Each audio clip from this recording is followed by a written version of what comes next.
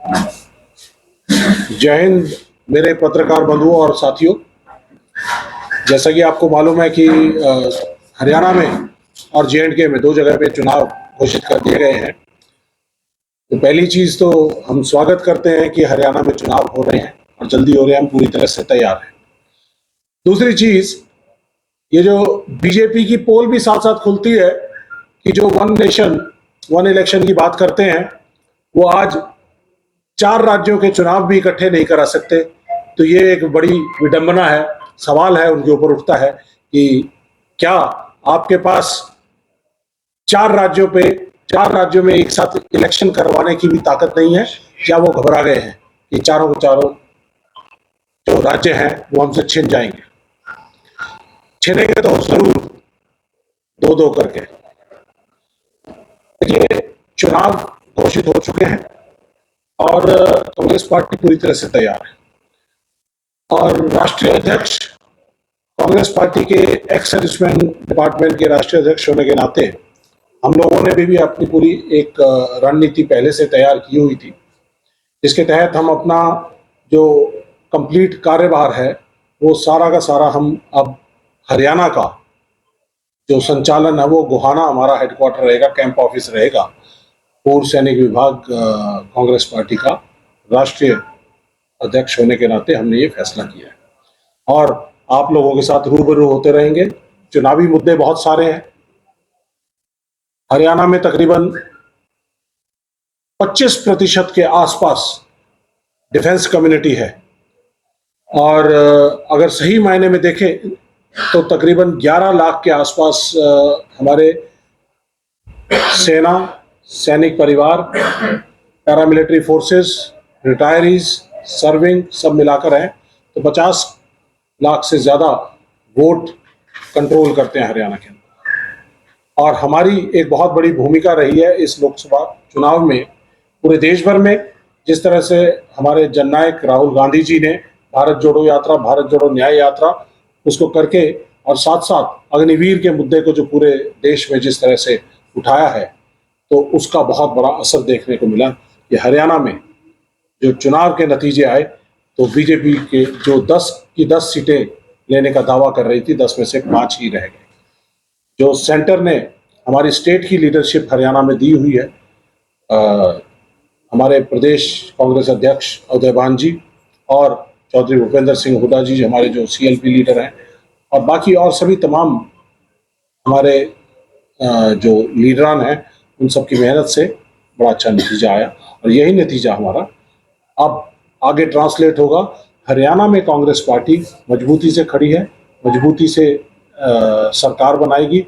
और बीजेपी, पिछली बार तो उन्होंने कहा था 75 पार, शायद वो तो वहां नहीं पहुंच पाए, लेकिन हम दावे नहीं करते हैं। लेकिन आज जनता का मूड बना हुआ, माहौल बना हुआ है और इस माहौल के जरिए जनता बदलाव चाहती है और हरियाणा में कांग्रेस पार्टी की सरकार आनी तय है। हम जो कांग्रेस पार्टी का जो अभियान चल रहा है, पहले घर घर कांग्रेस, फिर हाथ बदलेगा हालात, जय जवान कैंपेन, और उसके बाद अब जो हरियाणा मांगे हिसाब प्रोग्राम चल रहा है, सक्सेसफुल प्रोग्राम चल रहा है।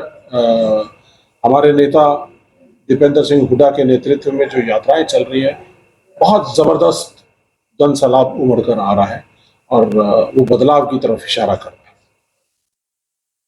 इसके साथ साथ हमने जो लोकसभा के अंदर जय जवान कैंपेन चलाई थी, उसी जय जवान कैंपेन को आगे बढ़ाते हुए हरियाणा में हम हर कॉन्स्टिट्यूएंसी में पहुंचेंगे और हर कॉन्स्टिट्यूएंसी में पहुंचकर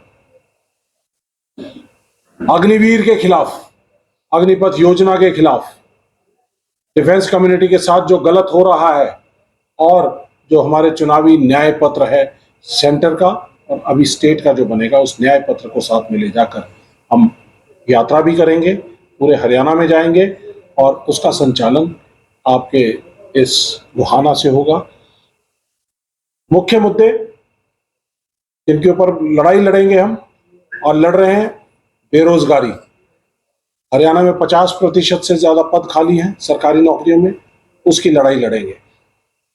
दुनिया भर के हमारे बेरोजगार लड़के जो पिछले 5 साल से इंतजार कर रहे थे कि नौकरियां लगेंगे, हर नौकरी को जिसको अनाउंस किया गया उस नौकरी के अंदर कहीं ना कहीं कोई पेच छोड़ दिया।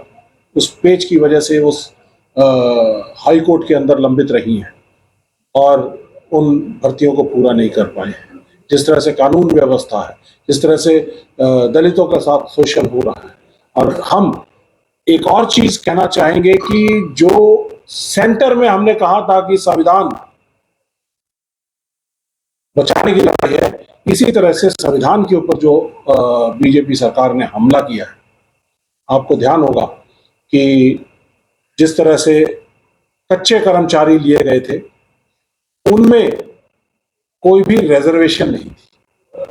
अब उनको ये कह दिया है कि कॉन्ट्रैक्ट के ऊपर हम 58 साल तक आपको नौकरी करने की इजाजत दे देंगे। क्या ये सही है? क्या ये पक्की नौकरियों को कच्ची नौकरियों में तब्दील करने का काम नहीं है? क्या ये बैकडोर एंट्री से रिजर्वेशन जो बैकवर्ड क्लास की, शेड्यूल कास्ट की, शेड्यूल ट्राइब की, ओबीसीज की जो रिजर्वेशन थी उसको कहीं ना कहीं खत्म करने का काम नहीं किया? तो इन सब मुद्दों को साथ में लेकर हम आगे चलेंगे और चुनाव के अंदर अब आपके माध्यम से पूर्व सैनिक विभाग कांग्रेस पार्टी ने अपनी तरफ से बिगुल फूंक दिया है और अब हमारे प्रोग्राम लगातार चलते रहेंगे। जी, जिस तरह से भी बताया कि लोकसभा चुनाव में जो है हालांकि 5 सीटें कांग्रेस की आई, तो बीजेपी के नेता कह रहे हैं कि उनके नेताओं ने जो है लोगों को प्रदेश की जनता को बहका कर 5 सीटें हासिल करने का काम किया, लेकिन जो विधानसभा चुनाव होना है उसमें ऐसा नहीं होगा। देखिए, बहकाने का काम तो उन्होंने 10 साल पहले शुरू कर दिया था। किसी को कहा था 2 करोड़ नौकरियां आएंगी, 15 लाख आपके खाते में आएंगे।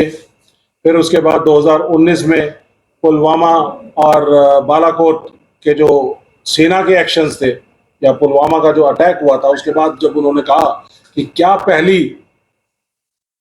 जिसकी पहली वोट है वो हमारे को, बीजेपी को पुलवामा और बालाकोट के नाम पर हमारे डेडिकेट हो सकती है, तो ये झूठ बोलने वाले लोग हैं। 10 साल से झूठ बोलते आए हैं। लोगों का दिमाग बिल्कुल क्लियर है, इस टाइम पे मन बन चुका है, वो बदलाव चाहते हैं और कोई भी बहका नहीं रहा है कांग्रेस पार्टी के अंदर। कांग्रेस पार्टी मुद्दों के साथ, जमीन से जो मुद्दे उठे हुए थे, हम लोग अपने मन की बात लोगों को नहीं सुनाते हैं, लोगों के मन की बात सुनते हैं।